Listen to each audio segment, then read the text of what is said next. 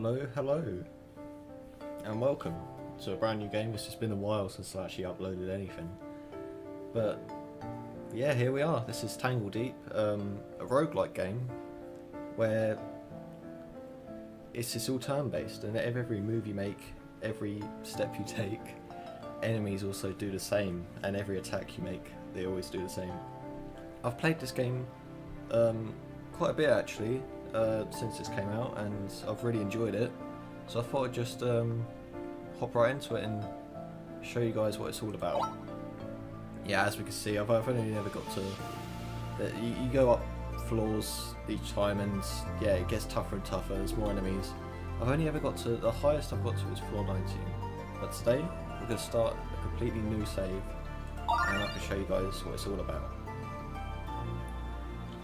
For untold generations, many people have lived deep within the earth, surrounded by verdant subterranean forests, sparkling waters, and crystalline luminescence. We all have a special connection to this world, a bond with nature we call the touch. Yeah, I've really enjoyed this game. It's been great, and picking up all these little tips and tricks along the way, stuff I've never even worked out before suddenly springs into my mind. I'm like, oh yeah, of course, that makes sense. Some are born with the abundance, with an abundance of touch, which fills them with the sense of adventure, an urge to explore the wilds beyond their home, beyond our home. All with the touch, inherent appearance of animals. Okay, jeez, yeah, my dyslexia really comes into play when it comes to reading these things. Okay, and sometimes when we fully experience touch, we are drawn to the Tangledeep, an ever-changing labyrinth that leads upwards to a world that no one has ever seen. I've never completed this game, by the way. I don't know what's on the top. I've only actually got to the third boss, and then yeah, I've never been able to get that far, like beyond that. So it'd be cool to see if I can actually get through this in one piece. I have never felt the touch, unlike many others in my home of Riverstone Camp. Yet there is so much I want to learn about Tangledeep. Today I've decided I will go there and find my own answer. Here we go. So, for all newbies, the adventure mode's the way to go. Basically, when you die, your character returns to town. You lose some of your experience points, your JP, which is your job points. Job points are used for getting new abilities and stuff like that. And yeah, you don't really lose out on much, basically. You just head back to town, and that's it. Hardcore mode is your basic roguelike mode. You know, you die, your character dies, that's it, you start a new character. But here's the thing, you can store stuff in the bank. So you can put money in the bank, items in the bank, if you have enough space. So when your new character starts, you'll have that money in the bank you can use to sort of get new items at the beginning of the game. Yeah, it's a cool way of doing it. Hardcore mode, permadeath, just completely deletes your save. Never tried this mode. Don't really want to try this mode, to be honest. I'd rather just stick with the hardcore mode. I'm quite comfortable with it. I know what I'm doing. So let's go. Okay. So here's where we've got to choose from. The Brigands. I've never actually read these names out, like, openly. So, oh yeah, Brigands. A dirty fighter that relies on subterfuge and high mobility, and striking enemy's weak spots for massive damage. It's one of the easier difficulties. So if we click on this, we can see all their different abilities. So yes, a smoke cloud just makes it hard for them to hit, and you deal more damage, better critical percent chance. Escape artist, bounce off enemies. Cloak and dagger, switch place with enemies and cause them to bleed. A fire bomb, you drop a bomb. And it's your basic rogue, to be honest. Next we got the Floromancer, which is more of a summoner type character. Using magic, wielding magic to take out the enemies and keep at a distance with their trusty Flora Conjurer to sort of protect them. Sword Dancer is, I don't know, it's a bit of both. Well, not with these two, but more the Brigade and the Edge Fang. Yeah, so it's using. I'll talk about the Edge Fang in a second. Yeah, it's a bit of sort of keeping out of harm's way, protecting yourself with parries, and dealing damage back to the enemy when they can't hit you. So we've got the Paladin. It's all about it's your basic tank. Keep yourself protected and just basically don't get hit. It's a bit of a turtle. Ah, here we go. I think this is Budoka? Yeah, I think I'm saying that right. Now this character doesn't use any weapons. You don't have to use weapons, you can use weapons, but all her damage comes from unarmed attacks. And you could dish out loads of damage. I usually, for this character, I usually take the passive almost straight away. Cannot be stunned or critically hit. You know, you gotta die less with that. You'll be able to move around quicker, nothing can hit you, and you're never gonna take massive amounts of damage suddenly from out of nowhere. We got your Hunter, classic range character, keep out of harm's way, and keep the enemy pinned down with shots. Okay, Spell Shaper. This one's a bit funny because it's just all about, well, shaping spells really.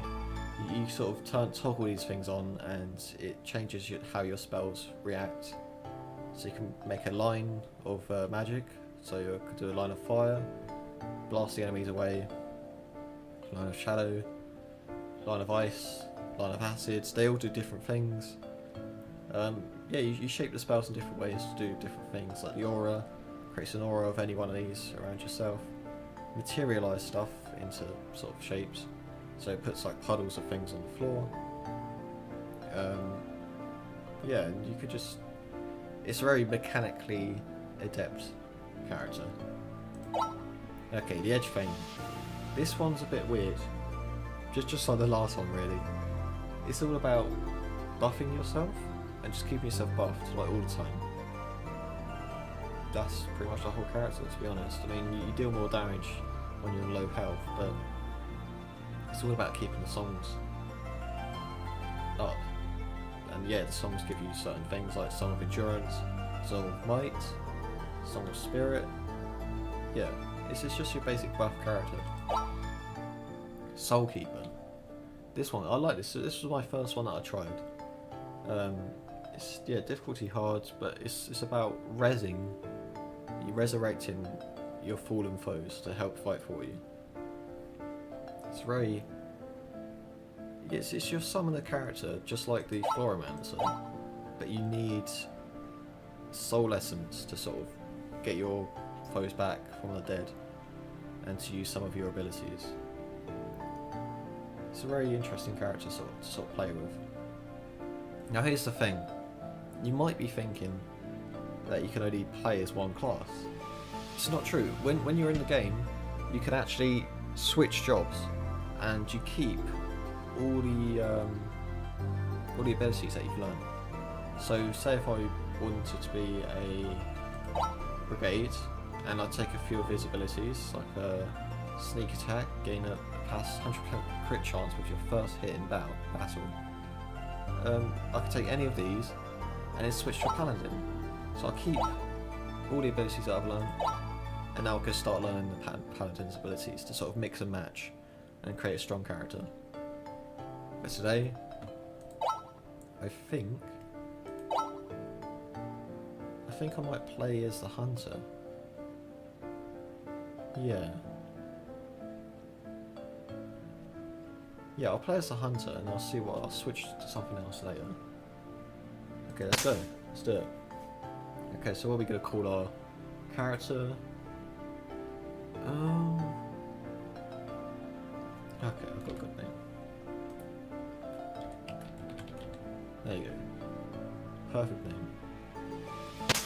Yeah, and so we just go straight in, almost.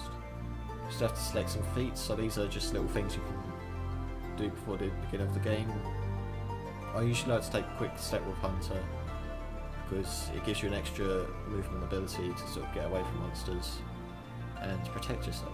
So let's take a quick step and find better loot. This is less aggressive towards you, that's a good one. I've never taken keen eyes, but I think it's to do with you get to see their weaknesses and stuff like that. Maybe I should take keen eyes. First quencher. Find more money. Scavenger's usually kind of good. Or the fast learner one. I mean, we could take fast learner. Oh, there's just so many different things to pick from. But then we could just do keen eyes and yeah, let's do keen eyes. I want to see what that's about. So here we go. Finally into the game. I just wanted to give you guys a basic rundown of the different classes, and it was a really basic rundown because I didn't really explain much, but we'll get to learn them as we play. I didn't get to read that. You guys could pause that if you really want to. So yeah, here we go. These are the different shops. So you can buy food from this guy. Food's essential for getting energy, or yeah, you can get energy back or stamina back. It's just little things that help you sort of buff yourself within the Tangledeep. And the thing is, you can't eat anything else for a while after you've already eaten something. You've arrived. There's no way I'm going to pronounce that. You've arrived. Best day ever. God, the mundane tone in my voice. I'm supposed to be excited when I read that. You and me are going to get along so great. We're going to take such good care of each other. And you're climbing all the way to the top. The tippy top of the Tangledeep. See my loot, swords and boots, and prepare any route you can do it. That almost rhymed. Oh, more talking. So, it's a family tradition.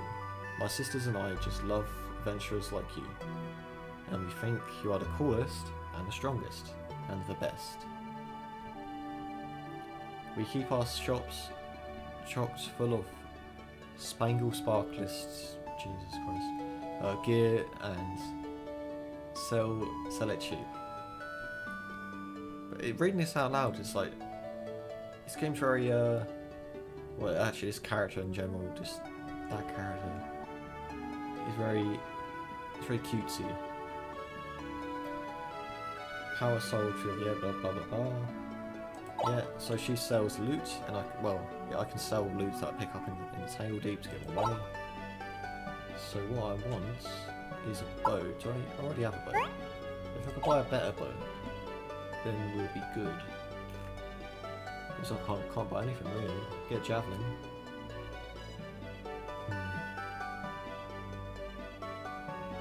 We'll stick with a bow for now. Oh, okay, and this woman here gives you... Basically, she gives you like mini quests. And you go out there and you complete the quest and you get experience, sometimes you get items. In this case, we get some job points. Yeah, this guy heals. You can also change jobs at this guy if you really want to. There's also scrolls that you can buy later on that can let you change jobs. So, first things first, let's pick our first skills. So we got Hail of Arrows. No penalty. Oh no, that's just completely different. This is your innate abilities. This is stuff you work towards when you get further within the class. So my first tier is no penalties for using bow in melee. So say if a monster's close up to me, that counts as melee. If they're right next to me and I'm still shooting them with a bow, for some reason that counts as melee. Yeah, and as I progress further into this thing, the more passive bonuses I get for this class. Okay, but hail of arrows, yeah, it tells you stamina costs, cooldowns. Fire 2 arrows into the air that lands after 2 turns and deal with like a massive truck ton of damage. But I've never actually taken this ability, so I've never seen it used. You'd have to have the monster sort of stay in one spot, I'd imagine, to be able to use it, which is where you get the bear traps come in. And you can throw a bear trap down and then use hail of arrows. Or use hail of arrows first and then the bear trap. I don't know, something like that. Grapple hook I've used a lot. So just lets you bounce around basically. It's a good way of keeping away from people in the dungeon. And Shadow Stalk's another good one. Creates little copies of yourself. So whenever you shoot, once you have this activated, you'll get little copies of your self, and monsters will hopefully attack that instead. Today's a big day. I'm so excited for you. You've spoken to Em? Yeah, I've spoken to her by the campfire. She'll give you rumours. That'll help you guide your journey into the Tangledeep. You'll earn rewards for investigating them. I've heard some rumours myself, but I couldn't quite believe. What rumours have you heard? Everyone knows about the monsters and the ruffians hanging ahead of the follies. Okay. But beyond that, it's shrouded in mystery. People have brought back powerful ancient gear, and have their stories ruined old cities, of valleys made of fungus and metal that lives. If even half of that is true, well, you're in for some rotten adventure. The greatest treasure is knowledge that... I really like to break up my words, and I really get self-conscious when I'm reading. But let's press on ahead. What's up there? What's at the end? I don't even know myself, to be honest. What even is an end? There's so much we don't know about where we came from. Your heroism will help us all. I'll be doing my best. Any rumours? Nah, just leave it. Okay, so here we go. Do I want to play the tutorial floors? Yes, I might as well show you guys the tutorial. There's one little... So, this is the start of the game. And every move I take, so if I step to the side, monster also steps either towards me, it can do whatever it wants. If I shoot, he takes his move. It's as simple as that.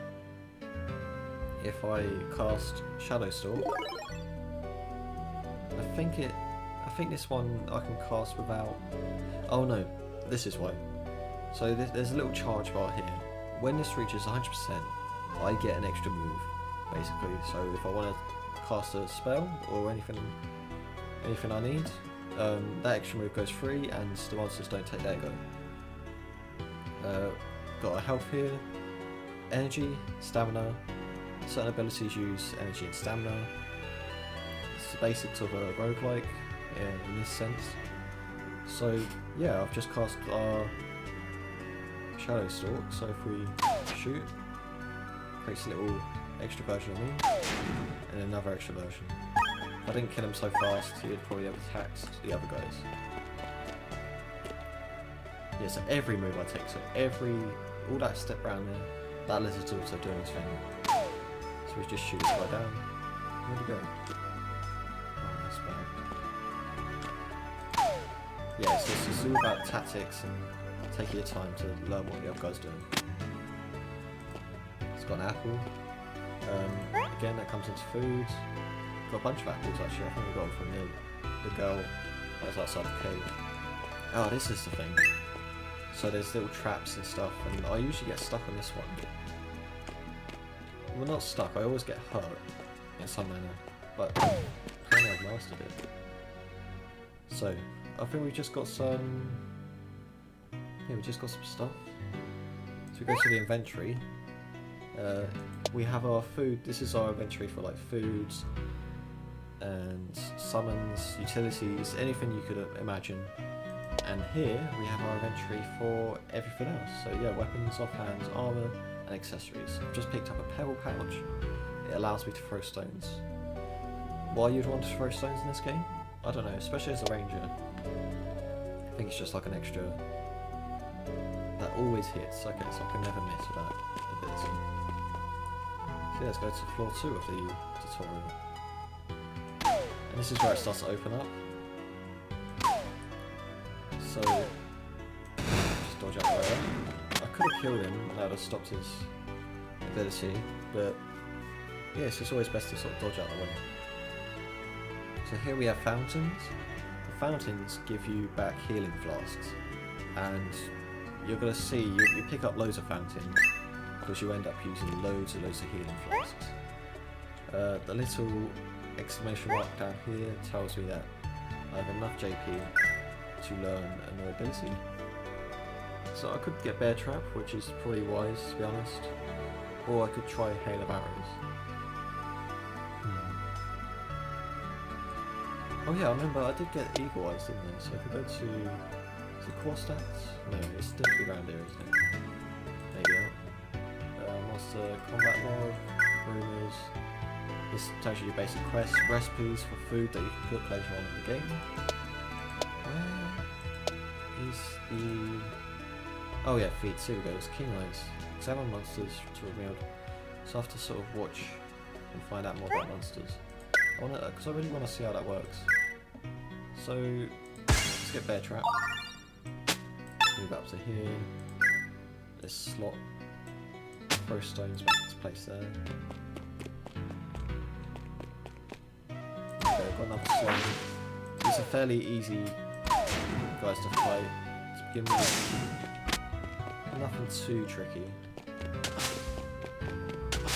This is the second level of the tutorial floor, so yeah, you wouldn't really imagine it to be too tough. Ooh, let's do that. Oh, this is perfect. So now I can use my grapple hook. Just get out of there. They're really coming for me. Oh, that's good. So there we go, this is where it starts to get a bit tricky. I mean, I can take damage if I want to.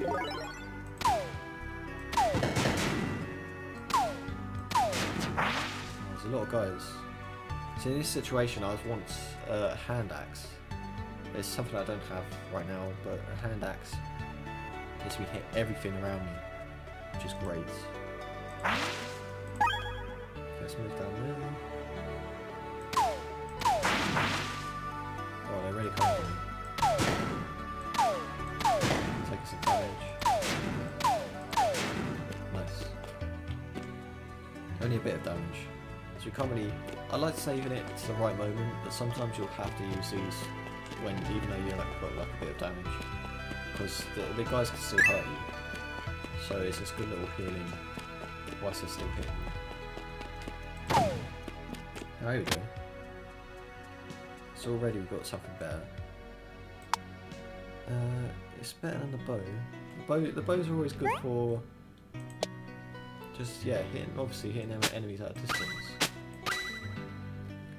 But the swords. Actually, let's just use the bow first. There you go. Yeah, but the swords give you a parry chance, and you get to riposte after a critical hit. So if you get a critical hit and then the next parry you do, you riposte.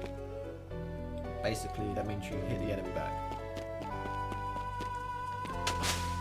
So, yeah.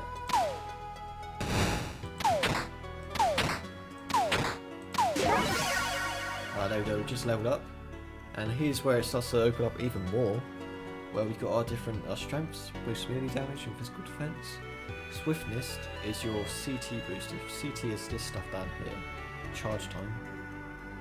That gives you an extra chance to have an extra go basically. And critical hit damage and blow damage. Spirit is boost your power up recovery. So power ups are these little green and blue balls that you get.